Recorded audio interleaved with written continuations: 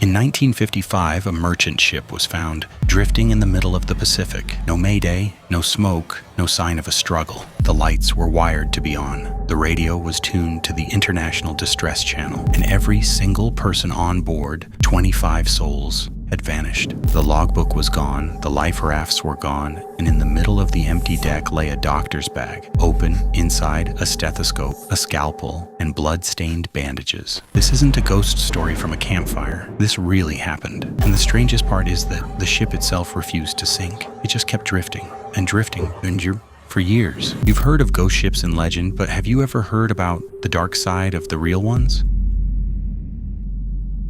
Tonight, you get to decide what really happened on board the MV Joyita, the Mary Celeste of the Pacific. It's November 10th, 1955. The cargo ship Tuvalu is making a routine run through the South Pacific, north of the Fijian island of Vanuatu, when the crew spots something on the horizon. A small vessel is sitting oddly in the water, badly listing to one side, riding far too high. No signal flags, no radio calls, no movement, just wrong. As they get closer, they see the name painted on the bow in fading letters. Joyita. She's at almost a 45-degree angle, the port rail nearly underwater, barnacles growing unusually high up on her hull. Proof she's been listing like this for a long time. No one is on deck, no one answers the horn. There are no bodies in the water, no debris field, just a silent, wounded ship in the middle of nowhere. A boarding party climbs onto Joyita, expecting the worst. An engine room fire, maybe a collision, something that explains where 25 people went. But what they walk into is something much more disturbing. They find coffee cups and plates still out, personal belongings left behind. It looks like people were here not that long ago, but there's no logbook, no sextant, no chronometer. The captain's firearms are gone, and every piece of equipment you'd need to navigate or to survive in a lifeboat has been removed. Then they realize something else. Joyita should be at the Tokelau Islands, nearly 600 miles away. Instead, she's drifting far off course in Fijian waters, with no explanation for how she got there.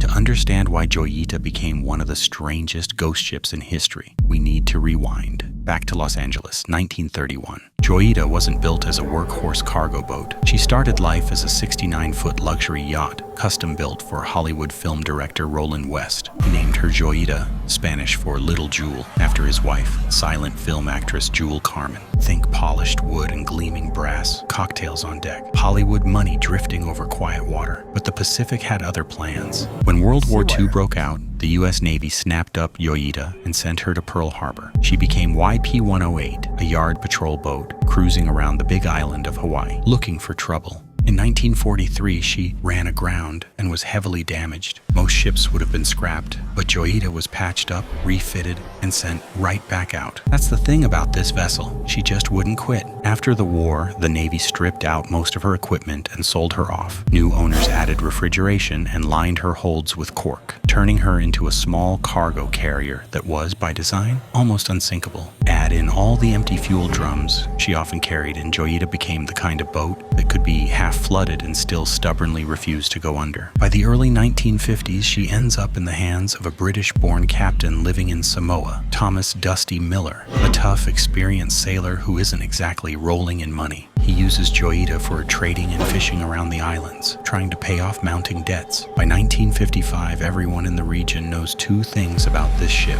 She's old, and she's very, very hard to kill. At 5 in the morning, on October 3rd, 1955, Joyita finally leaves Apia Harbor in Samoa. She's bound for the Tokelau Islands, about 270 miles away. A 2-day run across open ocean. She was supposed to leave the day before, but the clutch on the port engine failed. Instead of fixing both engines properly, Miller decides to sail anyway on just one engine, with a whole list of small problems still waiting. The ship's radio technically works, but faulty wiring means its range is only about 2 miles. In other words, if something goes wrong in the middle of the Pacific, nobody's hearing you. On board are 16 crew and 9 passengers, 25 people in total. Among them are a government official, a New Zealand-trained doctor, Alfred Andy Parsons, headed to perform an urgent amputation location in Tokelau, a copra buyer whose whole world is coconuts and trade, and 2 small children. Joyita is loaded with medical supplies, timber, sacks of food, and about 80 empty 45-gallon oil drums. The same drums that make her even harder to sink. For Miller, this run is crucial. Government charters like this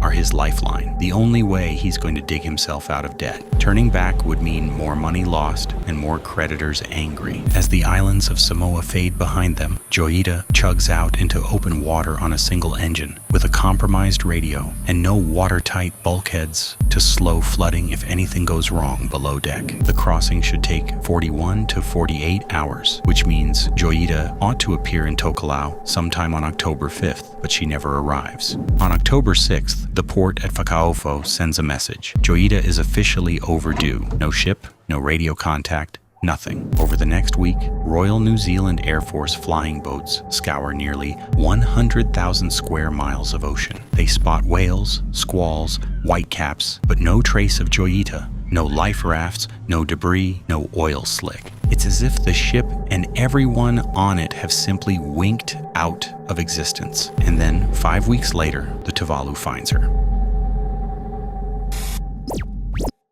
So let's go back onto that tilted deck, alongside those first men who climbed aboard the ghost ship of the Pacific, because this is where the story shifts from weird to almost impossible. First, the engines. Joyita left Samoa with 1 working main engine and 1 already out of service. When she's found, the port engine's clutch is still partially disassembled, proof that engine never came back online. The starboard engine is covered with mattresses, as if someone tried to shield the electrics from salt spray or rising water. Nearby, an auxiliary pump has been rigged up on a plank between the engine. But it was never actually connected. It looks like the crew knew they were taking on water, and yet, for some reason, never finished the job of saving their ship. The hull itself is still sound, but investigators later find that a corroded pipe in the cooling system had failed, letting water into the bilges. The bilge pumps, the very systems that might have saved Joyita, were clogged with debris and didn't have proper strainers, so water slowly filled the lower decks. Any normal vessel would have gone down. Joyita simply sank deeper into the water, listing hard to port, but staying stubbornly afloat thanks to that cork lining and all those empty fuel drums acting like giant life jackets under the deck. Inside the cabin, the electric clocks have stopped at 10:25. The switches for the cabin lights and navigation lights are still in the on position, which suggests that whatever happened likely happened at night, sometime around 10:25, when the generator failed and the power died. Now comes one of the creepiest details. The radio is tuned to 2,182 kilohertz, the International Marine Distress Frequency, the channel you'd use to send a mayday, but the aerial cable has a break in it, hidden under a layer of paint. With that damage, Joyita's desperate call for help would only have reached about 2 miles. Beyond that, silence. On deck, the boarding party finds the doctor's bags, a stethoscope, a scalpel, 4 lengths of bandage stained with blood. Someone on board was injured badly enough to need treatment, but there's no patient, no doctor, no body. They also notice what's missing. All 3 Carly life rafts in the ship's dinghy, the logbook and all navigational gear, the captain's guns, and about 4 tons of cargo. Whatever happened on Joyita, the people on board had time to treat someone's injuries, gather navigation tools, weapons, and supplies, and launch the rafts. Then they left an unsinkable ship, floating in the middle of the Pacific, and disappeared into one of the most unforgiving stretches of ocean on Earth.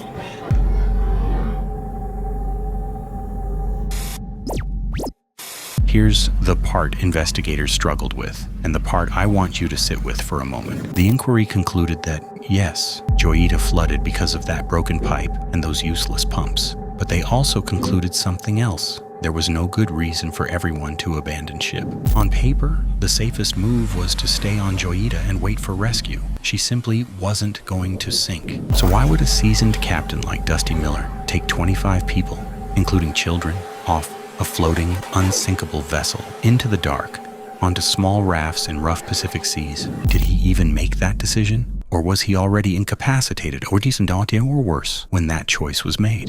In the years that followed, people blamed everything from mutiny to Japanese fishing fleets to Cold War submarines to modern pirates. Every theory explains something, and none of them explain everything. So what happened between the moment water started creeping into Joyita's bilges and the moment the last person stepped off that ship?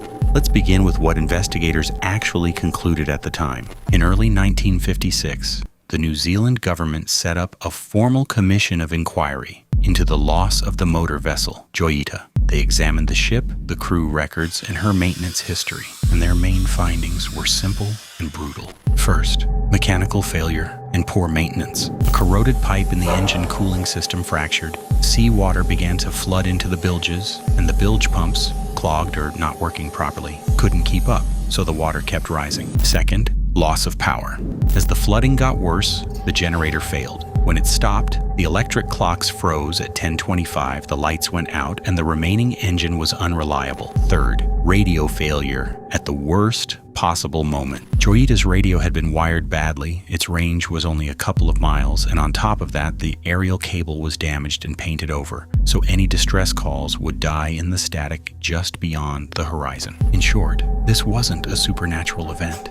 It was a tired, worn-out ship finally giving way. But the commission added one more key point. They stated that there was no reasonable cause for the crew and passengers to abandon Joyita. Because of her cork-lined hull and all those empty fuel drums, she had huge buoyancy. On paper, the safest place for everyone was to stay on board and wait for rescue. And yet, they left. So even the official report admits a mystery. The ship's condition is explained. But what scared everyone enough to get into the life rafts is not.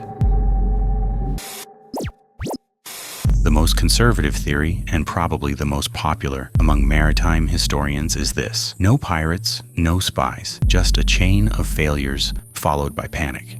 Here is one possible timeline. The corroded cooling pipe fails. Water begins to enter low in the hull. In a space that isn't easy to see, the bilges start to fill, and Joyita settles lower in the water and begins to list. At first, the crew think they can handle it. Captain Dusty Miller orders the pumps on. They try to rig an extra portable pump, the one later found set up between the engines. But the built-in bilge pumps are clogged with debris. The extra pump is never fully connected, and the water keeps rising. At some point, the generator fails, the lights go off. The clocks stop at 10:25. From that moment, the crew are working in the dark with only lanterns or flashlights. The radio is no real help. Its range is tiny, and the damaged aerial means any mayday probably never reaches another ship. From Joyita's point of view, they're calling for help, but no one answers. Now imagine the atmosphere on board. The ship is heeling more and more. You have to brace yourself just to move along the deck, and below you hear water sloshing and echoing through the hull, sounding like the entire ship is about to flood. Someone is hurt badly. The doctor's bag is open. Inside are a stethoscope, a scalpel, blood-stained bandages. Perhaps a man was struck by a falling crate or hit when gear shifted in the heavy list. It might even be the captain. If Captain Miller is injured or unconscious, the most experienced voice on the ship is gone, and the remaining crew and passengers now have to decide what to do in the dark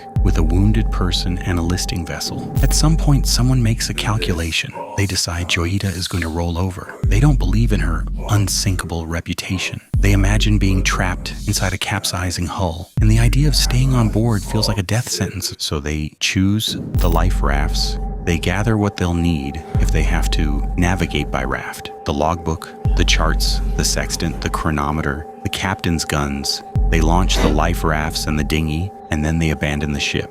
On paper, it's the wrong decision. But in the dark, tilted at 40 or 50 degrees, with water swirling below your feet, it might feel like the only chance. From there, the South Pacific takes over. Small open rafts, strong currents, large swell, no reliable radio. The rafts drift together for a while, then slowly separate. A storm can flip them or swamp them. They break up and pieces scatter over a huge area. Search planes looking down at a rough sea never see anything that clearly links back to Joyita. This theory is tragic and simple. It explains the missing rafts and gear, and it explains the attempts to pump the ship out. It also matches the official statement that there was no good reason to leave the vessel, yet they still left. But not everyone was satisfied with panic in the dark. Soon after Joyita was found, rumors began to spread. People asked about the missing cargo. Roughly 4 tons were gone. The ship carried medical supplies, including morphine, along with food and other trade goods, and for some, that was enough to suggest a robbery at sea. A story emerged. Modern sea pirates rammed or boarded Joyita at night, killed or forced the crew and passengers overboard, stripped the cargo, and left the ship to drift. It's an intense picture. Fast boats approaching in the dark, strangers with guns, a short, violent attack in the middle of an empty ocean, but the evidence doesn't support it very well. Investigators didn't report bullet holes, they didn't describe heavy bloodstains or smashed doors, and the ship didn't look like a place where many people had fought for their lives. Also, look at what is missing. The things taken from Joyita look like survival gear. The logbook, charts, sextant, chronometer, guns, exactly the items you would grab if you were leaving in life rafts, hoping to find land, not necessarily the first things pirates care about. Finally, if pirates wanted no witnesses and no investigation, why leave the ship floating? They could have sunk her or towed her somewhere remote. A ghost ship, on the other hand, is a giant message that something strange happened. For these reasons, most historians now think the pirate raid scenario is unlikely. It explains the missing cargo, but it doesn't match the physical state of Joyita. The next set of theories comes straight out of Cold War imagination. Some local newspapers claimed that Joyita might have stumbled onto secret Japanese fishing or whaling operations still active in the region. The story says that crews from these ships killed or kidnapped everyone on Joyita to keep their activities hidden. Later, as Cold War tension increased, a new version appeared. In this one, a Soviet submarine surfaces near Joyita at night. Sailors take everyone prisoner, tow or move the ship, strip some equipment, then disappear beneath the waves. It sounds like a thriller, but again, there's no solid evidence. There are no reliable records of secret Japanese military or whaling fleets operating exactly there in 1955, and yet many historians believe those stories came more from lingering wartime fear and prejudice than from facts. There are also no declassified documents showing a Soviet submarine operating in that precise area at that time. Nothing ties a foreign navy to this ship, and once again the same question appears. If a powerful foreign vessel wanted witnesses gone, why leave Joyita drifting? And why leave so many clues behind? Because of this, most researchers treat the submarine theories as Cold War myths. Interesting to imagine, but resting on speculation, not evidence. Another theory moves away from foreign threats and points directly at Captain Dusty Miller. We know he was under financial pressure. He had invested a lot in Joyita and was struggling to pay his debts. And that led some people to claim that he planned to sink the ship on purpose to collect insurance money. In this version, Miller knows Joyita is in terrible condition. He takes her to sea anyway, expecting her to leak and sink, but far enough from land that it looks like an accident. He might even worsen a leak on purpose. The plan is to abandon ship and then claim a large insurance payout. But the ocean doesn't follow his script. Instead of sinking cleanly, Joyita stubbornly stays afloat. The flooding becomes dangerous and chaotic. The generator fails, the radio is useless, and now the controlled scuttling turns into a real emergency. It's a dramatic idea, but it has problems. There's no clear proof of an insurance scam, no new policy or sudden increase in coverage right before the voyage. And scuttling a ship with 24 other people on board, including young children, would be a reckless and cruel plan even for a desperate man. It's more likely that Miller was simply cutting corners. He sailed with known defects because he needed the money from the voyage. That's bad judgment, but it's not the same as deliberate mass murder for insurance. Most historians see the insurance fraud theory as rumor, something that may reflect people's anger after the tragedy, more than the reality of what Miller planned.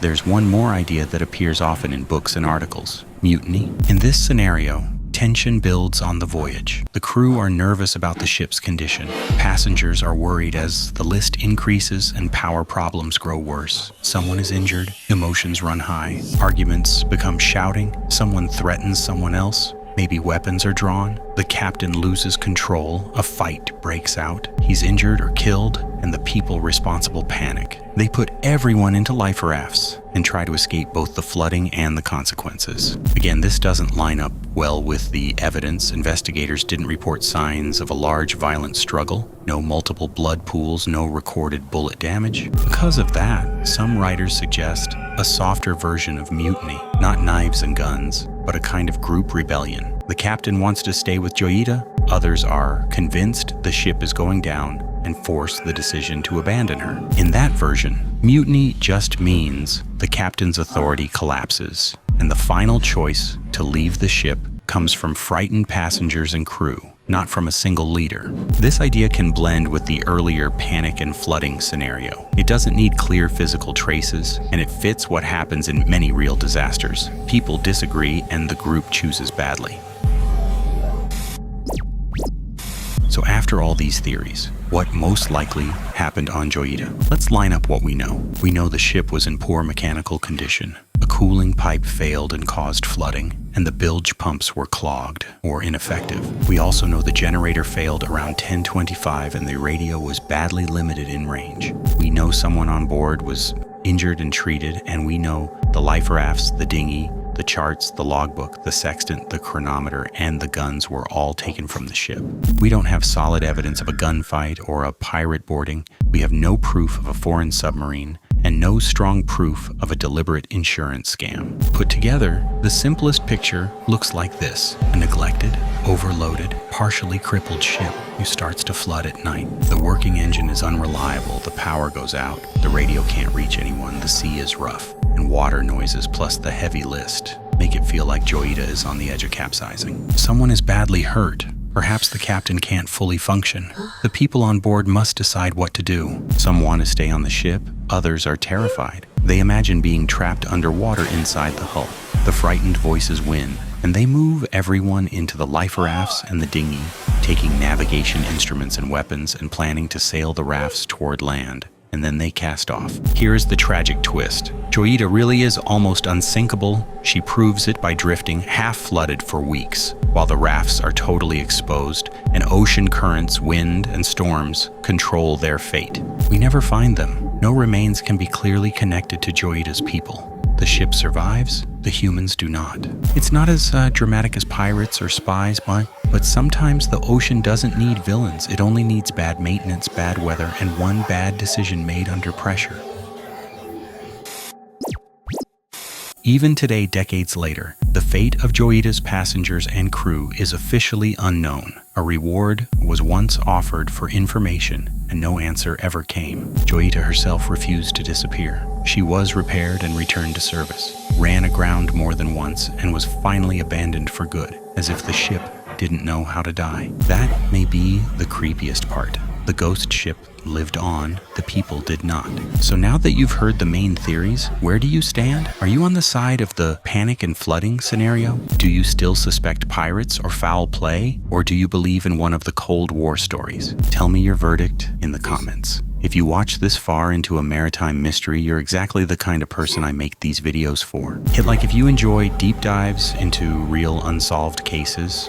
Subscribe for more ghost ships and lost expeditions, and let me know which mystery you want to see next. Somewhere out there, the Pacific still knows what happened on Joyita.